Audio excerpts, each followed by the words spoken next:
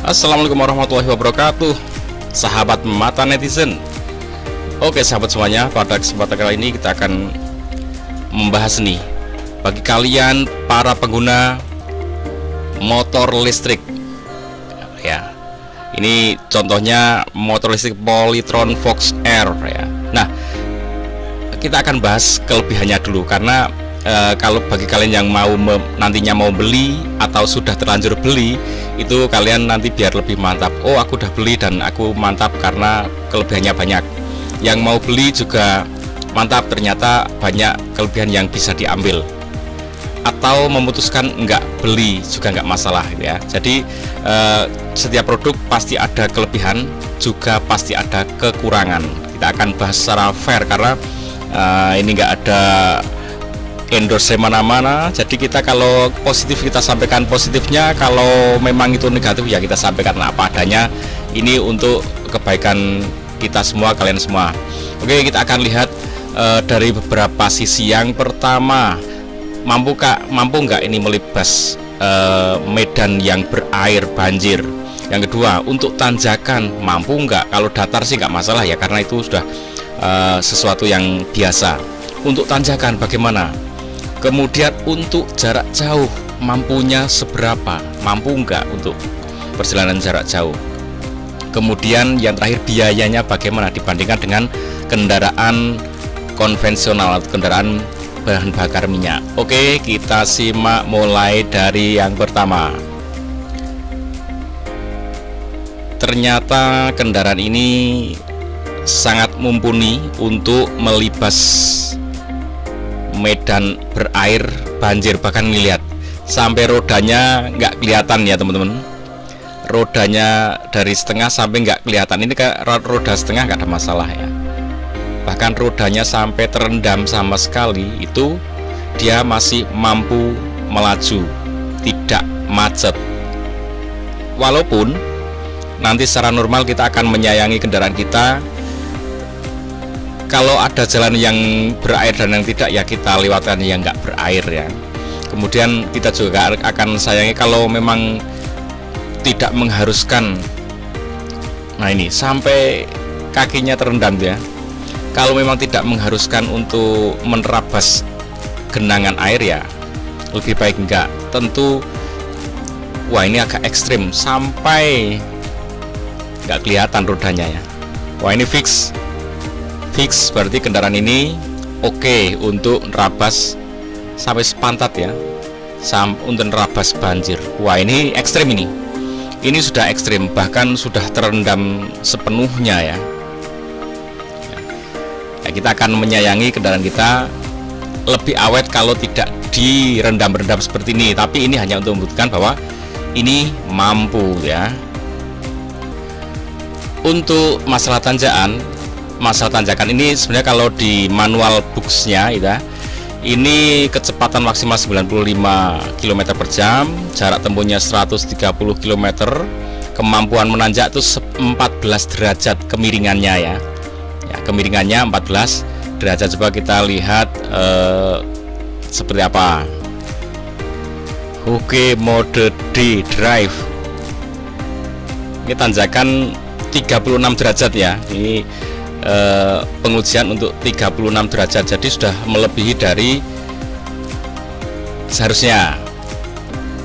Kemudian mode sport, kalau mode sport tentunya akan lebih kuat ya, lebih ringan untuk tanjakan yang sama. Kemudian ini stop and go ya, dari posisi nanjak tengah. Nih mode sport ya.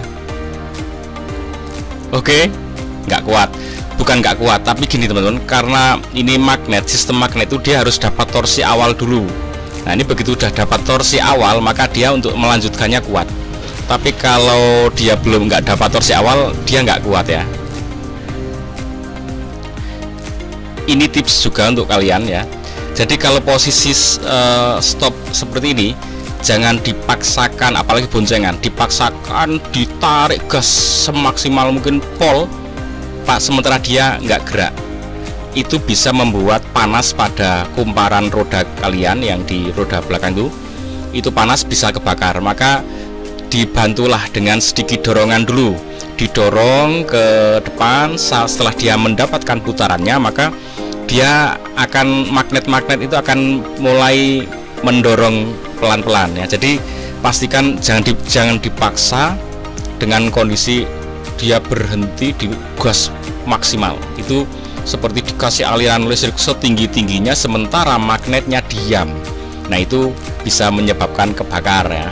Oke, dorong dikit, pastikan dapat putaran awal untuk mendorong masing-masing magnet itu memberikan saling tolak dengan baik, sehingga ini begitu sudah jalan, maka dia mampu ya, buktinya mampu ya. Begitu sudah dapat torsi awal, putaran awal, maka dia mampu melanjutkan nanjaknya tadi. Oke, itu tips bagi kalian yang punya kendaraan listrik. Dan stop and go di tanjakan seperti ini jangan dipaksakan ya. Nah, nih bisa ya, begitu dapat putaran awal maka dia bisa melanjutkan seterusnya. Kemudian ini ada seorang YouTuber nih, Mas Alit Susanto. Ini dia mudik dari Jakarta ke Yogyakarta. Dia mudik pakai Polytron Fox R ya, dan dia disponsori akhirnya oleh pihak Fox R, dipinjemin, dan bener-bener kendaraan ini mampu membawa dia pulang dari Jakarta sampai Yogyakarta dengan selamat. Nah, dan dia menghabiskan biaya 50.000 untuk pengecasan di jalan ya. Jadi ini nanti akan ketemu dengan hitung-hitungan yang lain. Dari Jakarta sampai Yogyakarta 50.000 cukup bro. Berarti kalau bensin itu kira-kira 2 kalinya ya. Nah, artinya kendaraan ini mampu untuk perjalanan yang sejauh itu.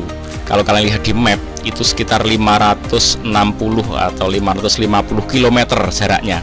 Berarti ini sangat worth it untuk perjalanan jauh. Oke ya. Jadi oke, bagi yang punya ini selamat, kalian bisa untuk perjalanan jauh, untuk nanjak oke, untuk libas air juga oke.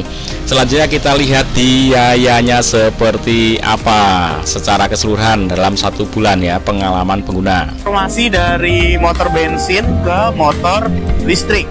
Nah, pemakaian gua di motor bensin sebelumnya itu gua dalam waktu 1 bulan bisa mengeluarkan biaya kurang lebih sekitar 500.000 rupiah dengan asumsi gue menggunakan Shell V-Power atau kadang-kadang juga gue pakai Shell yang super, yang biasa gitu ya. Nah, itu gue bisa sampai 500.000 rupiah per bulan per 50 km PP ya. Jadi gue sehari itu 50 km pulang pergi dikali 1 bulan gue bekerja. Nah, itu menghabiskan sekitar 500.000 rupiah. Sedangkan untuk motor listrik Polytron Fox R ini, biaya yang gua habiskan itu pastinya hanya biaya listrik ya. Dan total KWH yang dicapai itu kalau gua cek di aplikasi, kan gua juga menggunakan smart home dari Crisbo ya, untuk mengecek berapa sih daya listrik yang dikeluarin sama motor gua. Dan selama ngecas selama sebulan ini udah berapa kWh yang dikeluarkan. Nah, total kurang lebih itu berkisar antara 45 sampai 50 kWh per bulannya. Artinya itu tinggal dikalikan aja biaya per kWh listrik gua. Listrik gua adalah 5.500 watt. 5.500 watt itu per kWh-nya adalah 1.600 sekian, atau kita genapin aja jadi 1.700 lah ya. Nah, 1.700 itu dikali kurang lebih 50 kWh, itu biaya per bulannya kurang lebih mencapai 80.000 sampai 90.000. Atau kita genapin aja jadi 100.000. Oke? 100.000 itu udah paling besar biaya listrik per bulan yang gua keluarkan untuk Polytron Fox R. Nah, 100.000 tadi ditambah dengan biaya sewa baterai yang dimana kita butuh 200.000 rupiah. Jadinya total biaya yang dikeluarkan oleh motor ini supaya bisa jalan selama 50 km pulang pergi gua ke kantor ya, itu menghabiskan total Rp300.000 bersih. Ya, jadi bersihnya adalah sekitar Rp300.000. Oke, jadi selisih 200.000 ya.